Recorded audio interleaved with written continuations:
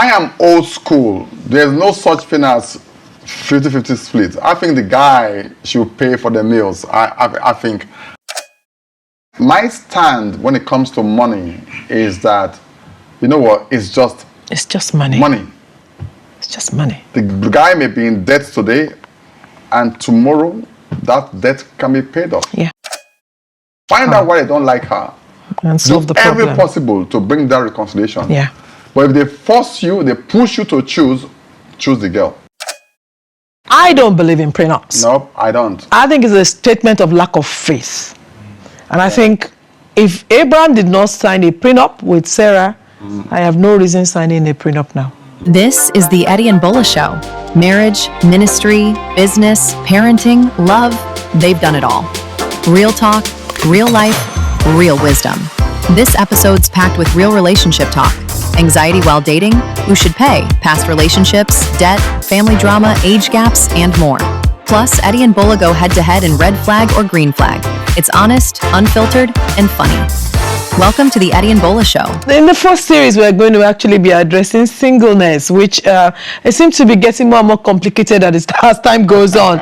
And we just thought keeping a simple solution to singleness. So we will be answering some questions. You will love it. We're going to talk about so much. And I know you're going to get value from it. So you might need to fasten your seatbelt and get your friends to get involved and watch the show along. Absolutely. So it's going to be questions driven, so that we know that we are serving you the best way we can. The first question is how to deal with dating anxiety. Always have a big heart, an open heart. What do I mean by that?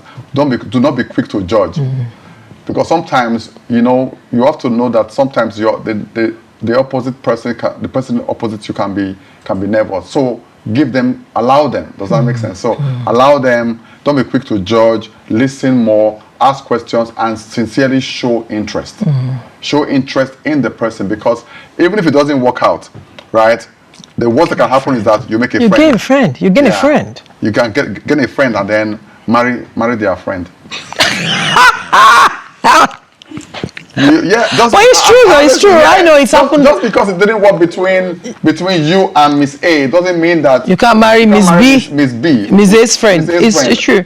Actually, Eddie, when I was studying for my master's, there was this lady that was in my class. I remember telling you that story. So in order to meet friends, what they tend to do is they had like a parlor party, get together. So a girl will bring two of her own male friends, and another will bring two of her own, cousins, people that are too close for her to date. And then they come together and, they just have a meal or have a games night. And they did. The guy that this lady that was in my class ended up marrying, it came as a friend to somebody else. They met there and they went out on a date and it didn't work out. And then he thought, oh, hang on a minute.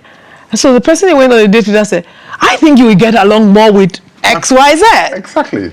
And that's how they were introduced to each other. And the rest is history. I think these days they overcomplicate things. I think so. That's why this is a simple solution to singleness, because it's so complicated these days. You don't know where to start from. Should you really split the bill 50-50?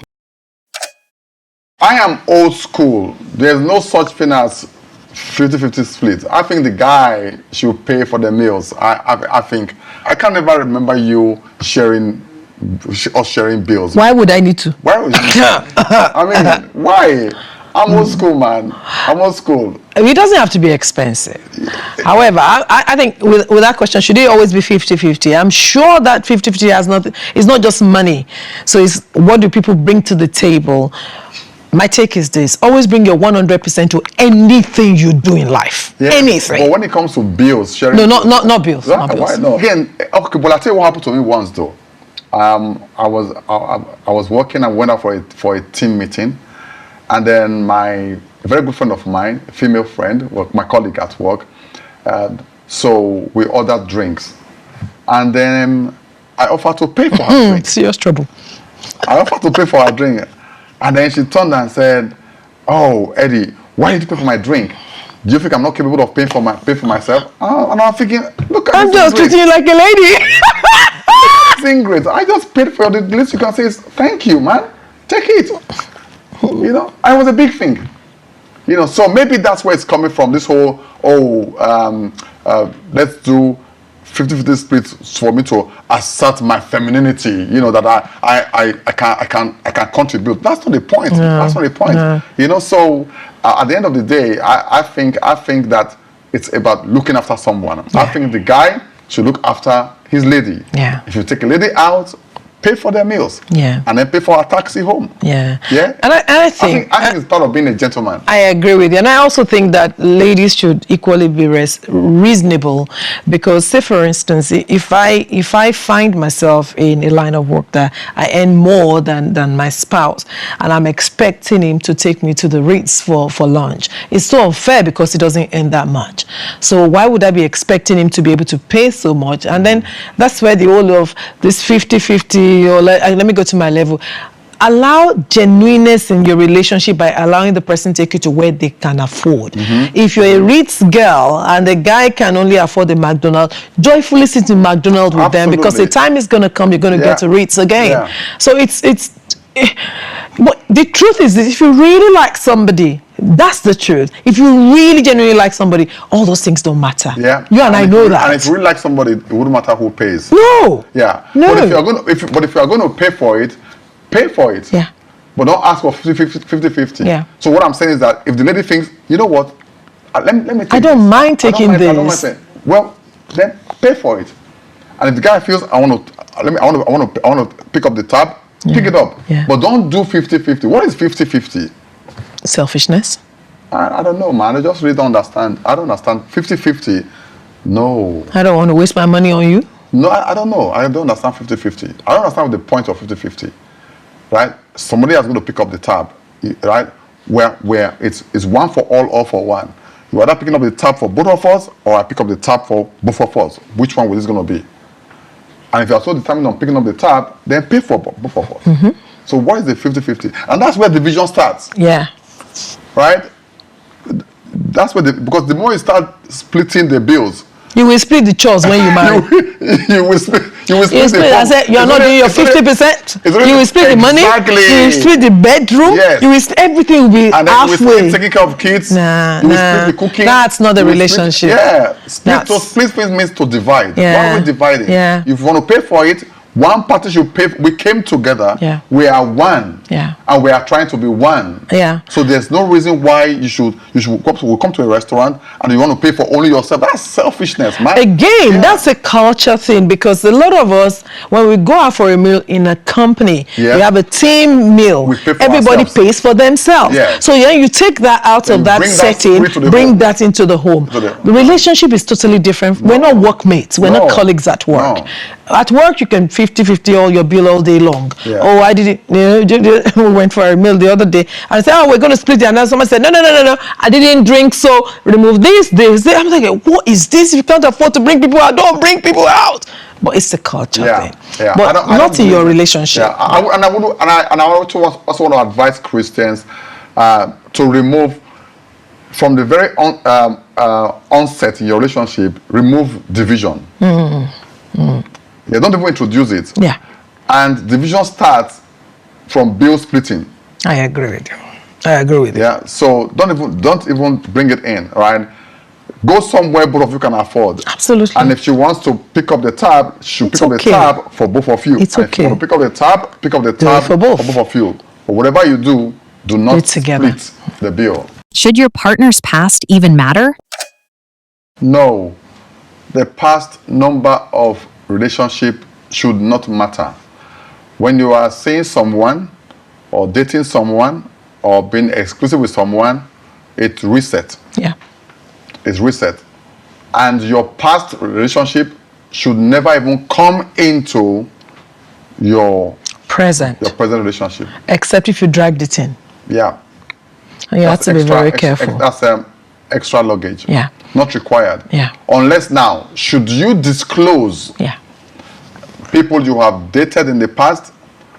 I think so. Maybe. I think disclosure is important. You can disclose and say, well, I went out with this person, I dated this person. Yeah. And just for the purpose of openness. Yeah. But should it matter? No, it shouldn't matter. Your exes should not feature. Should not feature here. In a relationship. No. They are your exes are... There's a reason why they are exed. Yeah. There's a reason why they are exes. So don't why them. I agree with you. Yeah. Otherwise, you would be in Z. Do love languages really matter in relationships? Okay. All right. When it comes to love language, I think because of What's your love language? Everything. That's where I'm going. Yeah. Everything. Her love language is everything. Eating out. Yep. Eating out. Holidays. All the expensive stuff. Spending time together. Act of service. All of it. You see, you know one thing. I know that people separate these things, but you know one thing. We should give each other everything. If you're bringing your 100% game to the table at all times, that's the thing. When someone says, I know somebody says, well, you know that my own love language is act of service, and I don't care if you buy me a gift, just do me act of service. What is that? You care. Because if they give you act of service all day long and then buy somebody else a gift, you're going to make a fuss anyway. So it's all of it together. When you go into a relationship, you should come to that relationship with your A game. Absolutely. And that means constantly and creatively looking for ways to create memories.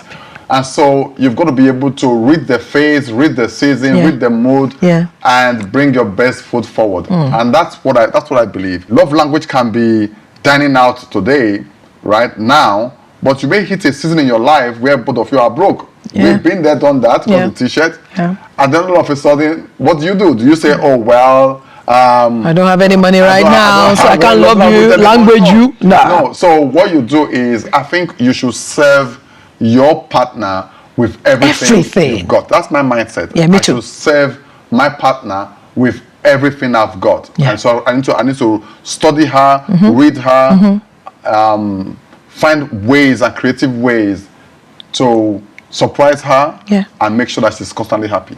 Yeah. True. What would you do if your partner had 10K debt? My stand when it comes to money is that, you know what, it's just money. Money. It's just money. The guy may be in debt today, and tomorrow that debt can be paid off. Yeah. We should be open about our financial situation. Yeah. In this case, for example, it's taken 2 years for the guy to pluck up the courage to say it, and I wonder why.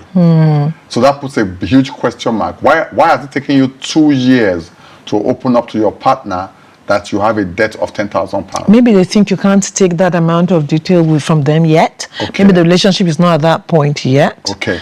So, but I'm happy that it's been disclosed. Absolutely. And we should sit down, whether it's in debt or not, ideally.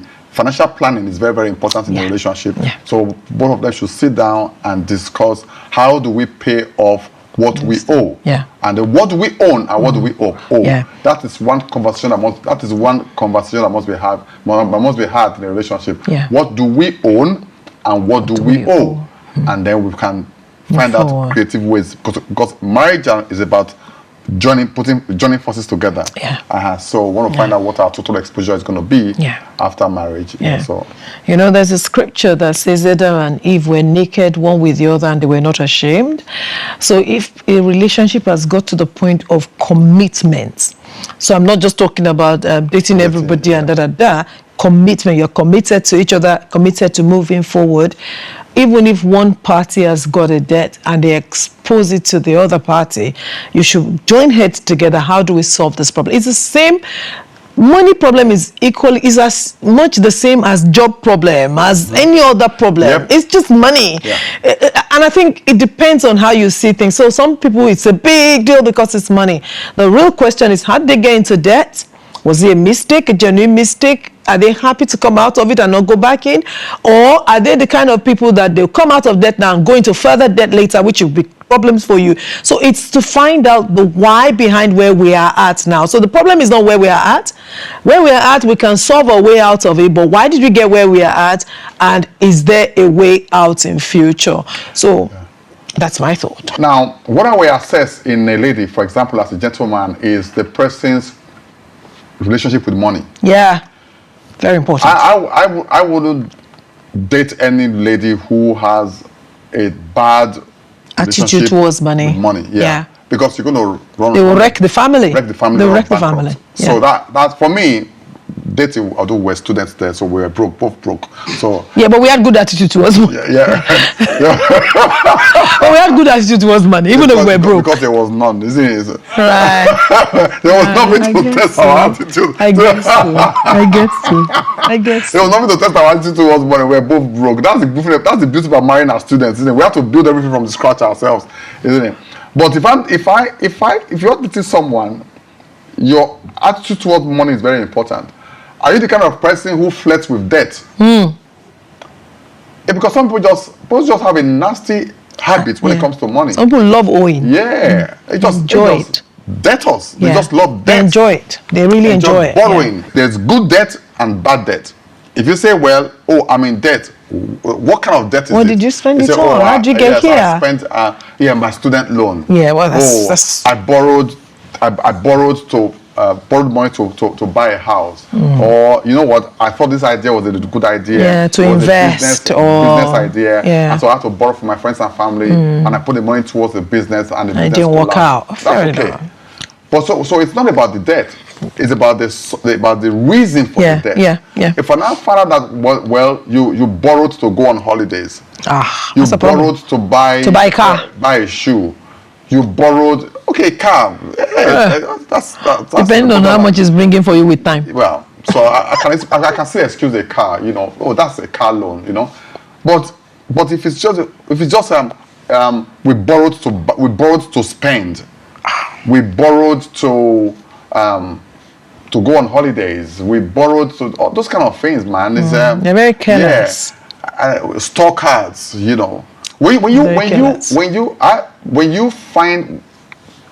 you have store cards, if I meet a lady who has store cards, it means that you're actually borrowing to wear clothes. So it's a very dangerous place to be. You are trying to borrow to attain a certain status in life. So if it's all based on consumer items, I'll be very worried. And I will assess if you are open to change. And I will assess if we are able to change. I will assess if you will respond to financial education. Yeah. And if I find that, it's just a nasty habit that you have, maybe that's... Run. I'll run. You run. I'll run. Yeah, come on now. Spend the family fortune and I will run. Yeah. And for me, this is what I actually ask my spiritual sons, and daughters. What is this person's attitude towards money? Is this person a selfish and self-centered person when it comes to money? Is this person a hoarder? Is this person what's their attitude towards debt? Are they comfortable with debt? Do they just borrow for borrowing's sake? Is their first reaction borrowing? So rather than generating income, is your first reaction borrowing? So people borrow for all kinds of nonsense things that doesn't generate profit. So it's your attitude towards the debt, the type of debt, why you are in debt, and the debt classification, and your attitude towards it. That's what will determine if that relationship will move further. Yeah. What if my family doesn't like my partner? Bola's first time in our family home, she was trying to impress my mom, and then I just liked his mom. So she likes my mom. I liked it. It was her first time. But your first time meeting my mom. But I knew her, and I knew of her. And we've seen in uni, and I knew you were very close. Okay. And she's honestly, his mom is such a lovely woman. So it's not a difficulty. But go on. But the point was her first time in our family home, and then my mom was cooking. She was making lunch, and then she but I decided to do the so we're from two different cultures. Let me explain. Culture had a part to play. Culture. So I went to help his mom in the kitchen. Yes. My culture. Yes. So she went to do the wannabe wife and then went into the kitchen. The well-raised Yoruba girl. Go on. She wanted to do the wannabe wife, and then went into the kitchen to help my mom. So I was in so my room. My room was off the living room. So I just heard my mom go, hey, hey, hey, hey, hey, hey, hey. So I panicked and I ran out of my room, straight to the kitchen. And I said, Mom, what's the matter? So I saw Bola was standing in a corner looking like, like what's going on here. And my mom was going on, hey. I said, Mom, what's the matter? What happened? But are you all right? What happened? My mom said, you won't believe what she just did. I said, what did she do? My mom said she used my hand to add salt into the sauce. She used her fingers to add salt into the sauce. To the sauce. I should have used a spoon, she said. A spoon. And I looked at my mom. I looked at Bola. I said, Bola, go to the room. So Bola went to the room. I said, Mom, we have not even married her yet. She's not my wife. So why are you harassing her? My mom said, okay, that's your business. Okay. So right there, I was actually drawing the line that Mom, if I have to choose, I'm this girl, I love her, I like her, I'm not going to allow you harass her. Then before Bola came to the house, I told my mom and dad, my mom actually. That's a funny one. I told my mom and dad, I said, look, I'm seeing this girl in school. I like her. And before then, I had never brought any girl home. I said, I really like this girl, and I like her, and I want Bola to meet her. So my dad said, okay, invite her home. And then my mom goes, don't go and bring one short girl to this house.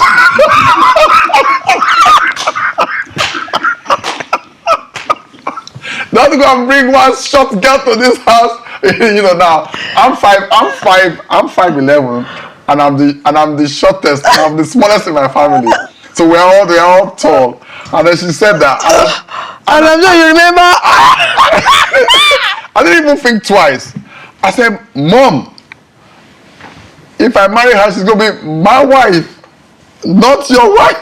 Not your wife. She's gonna be my wife. So whether she's tall, skinny, short, small, fat, she's my wife. I don't care. Oh, my mom went ballistic. She almost killed me with the kitchen spoon. But she got the point. That so I said all that to say this. Pray and ask God if this is the wife for you. Yeah. And then do everything possible. Do everything possible to get your family to like the person. If not, choose her. That's not a choice, is it? Yeah. If not, choose her. Choose her, because you will never be happy. And you will never be happy if you are if you don't marry her, and you cannot marry your family. Marry your family. Do everything possible to make them find out why they don't like her, and solve the problem. Everything possible to bring that reconciliation. Yeah. But if they force you, they push you to choose the girl. Is a big age gap a big deal? Age gap. To be honest, I'm not very sure how relevant that could be. Yeah. However, I know that when two people are cross-generational, which is about 7 years, as they call generations, I would say 10. Or 10, you begin to see the world from two different aspects, and it's more difficult to agree on a lot of things. Your friends can never be the same set of friends they will have, so you're just stuck between two different generations. It reduces your level of friendship. That's just what it is. I don't think there's anything, people can be older, younger, but to have that friendship, you must have a lot of things in common. If they're just two different generations, it's more difficult. But there are people who are younger, but they're very mature though. I get it, but even at that, you're tasting some things. It doesn't matter how young or mature you are. There's no way you say, oh, all I love to do all day long is, what do you call that thing? Soul train. That's for a different generation. It doesn't matter, even if you're mature in a lot of things, you still will not necessarily, the music that is played at your time, the musicians at your time, the shows, it's not the same. So if I say, oh, do you remember Only Fools and Horses? Somebody will be like, what? Do you remember Friends? Some crosses generation, some are stuck in some generation. So all I'm saying is, it doesn't really matter. Yeah. But for the content of your friendship, it might end up, I don't know, it matters for some people. Yeah, I don't think it should matter. For example, I have an uncle, my favorite uncle. My favorite uncle should be in his like late 70s now. But that my uncle can get on with a 25-year-old. Because though he's in his late 70s, he's so dynamic. So I don't think age gap should matter. I don't think. But again, the reason why people worry about that is actually maybe different diversity of interest or difference in interest. Yeah. And then you may find that you may lose some connection or connectivity in some areas because of if each other party is not dynamic. Yeah. You see what I mean? Yeah. And I also think that sometimes if you have this age gap and some people are cultural in some way or the other and start treating the other party like, oh, that kid is, that person is a kid, then you're not at the same level anymore. You're not friends anymore. You're now, uncle or auntie and by the way, it works both ways. She could be older, you could be older. It doesn't make a difference whichever way, as long as you're connected. But I think the moment all that auntie, uncle, or mindset goes out of the window the moment you start dating somebody younger, because you're at the same level. Well, until you start conversing and you still hear that person wants to lord it over you one way or the other because they believe that they are older, then you know that you're not really at the same level anymore. Culture shock. So just be mindful of those things. Would you ever sign a prenup? I don't believe in prenups. Nope, I don't. I think it's a statement of lack of faith. And I think if Abraham did not sign a prenup with Sarah, I have no reason signing a prenup now. Yeah, I don't believe in prenup. Maybe because I don't. We're poor. maybe because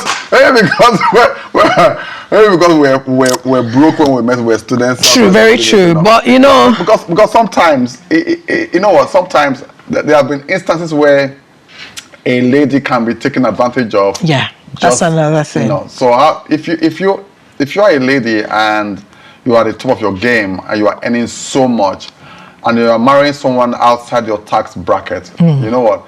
If I'm dating, if Bola was richer and wealthier than myself when we met, for example, and she says, "Oh, do you mind signing a prenup?" I'll sign it. I wouldn't even ask that question. Exactly. So I will sign because basically I will sign it, and my signing this is a way of me saying I don't really care about your money. Yeah. Yeah. But I would also want to say something, because I also know that people have asked the question that, what if the person is using you? What if the person takes away what's yours? And there have been challenges like that. I'm not blind to those things. I'm just saying I personally wouldn't do it. However, when you're dating somebody and you have any doubt whatsoever in your heart, the Bible says out of multitude of counsel, there's safety.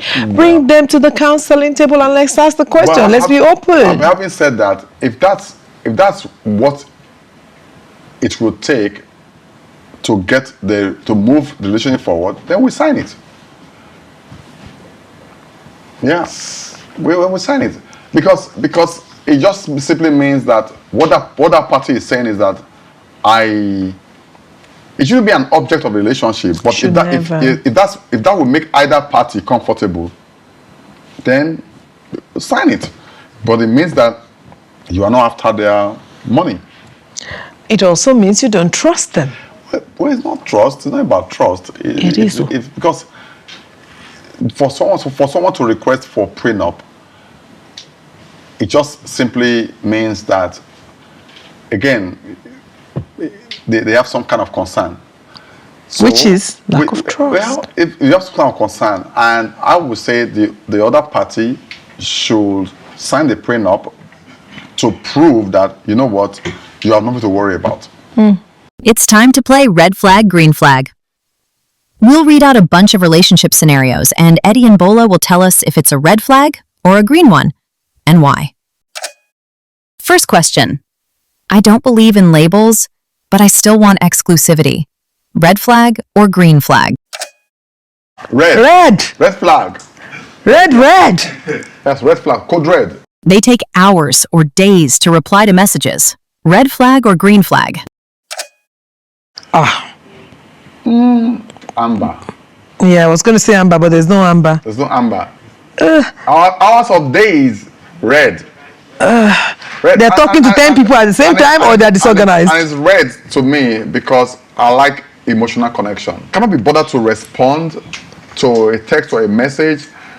It either tells me you don't like me enough, or it just says that you are totally disorganized. Okay. Yeah. So because he said hours, I understand the days one. But if it's hours, for all you care, that person is working in a place where they don't have their phone during those hours. Yeah. That's days, unfair. But days is really red. Oh, yeah. Hours, amber. And then, to be honest with you, I don't believe in setting exams for people you haven't taught. So maybe that person is not used to anybody caring enough about them in the past. So I'm going to tell myself and give you the benefit of doubt and say, I'm going to address it and I say, why does it take so long for you to reply me? And if it's a flimsy excuse, then I thought, maybe he's dating 10 girls at the same time, doesn't have time. It's a matter of time he's going to call me Loba instead of Bola. Or maybe she's dating 10 boys at the same time. Who knows? They go on a trip with their ex, but say it's strictly platonic. Red flag or green flag? X is X. What is that? That's deep red. Is there anything called deep red? I don't know, but was worse than red. Okay, it's worse than red. They say I love you in the first week. Red flag or green flag? There's nothing wrong with that. Is it green for me? Oh, but I feel after me you love me in my first week, in first week of... You take it. Yeah, look like nice. So there, that's green. Marry you tomorrow. Yeah, there's nothing wrong with that. Oh, yeah. Green. Yeah. They say they're too busy to talk today, but they're posting non-stop on socials. Red flag or green flag? Right. To be honest, there's some people... Okay, all right. Let's take a few steps back. Okay, so you know what? It might just be bad habit. Yeah, yes. Or they have somebody posting for them. I don't go on social media at all, but I have posts every day. So there we go. Let the cat out of the bag. Oh, sorry, I do, I'm grateful to God for the people that God has put around me that helps me. So, baseline of the story is this. There might be reasons for that, so find out. And then also, some people see social media scrolling. I mean, they use death scrolling to to relax. I think it's a very bad idea, but it's what it is. Media, but it doesn't mean that. No, but you should find time to write me now instead of being on social media. Well, I guess so. Wow, I'm sure you have enjoyed this show. We have thoroughly enjoyed putting it together. If you liked anything that we have said, make sure you like, you share, you comment about it, and share with your friends. Make sure that they know. And by the way, you can ask questions as well. Absolutely. If you have any questions, there's a link below. Make sure you click that link and then ask your questions anonymously, and we'll do a video and give you an answer or to your question. All right? So go tell your friends, and we'll see you at the next show.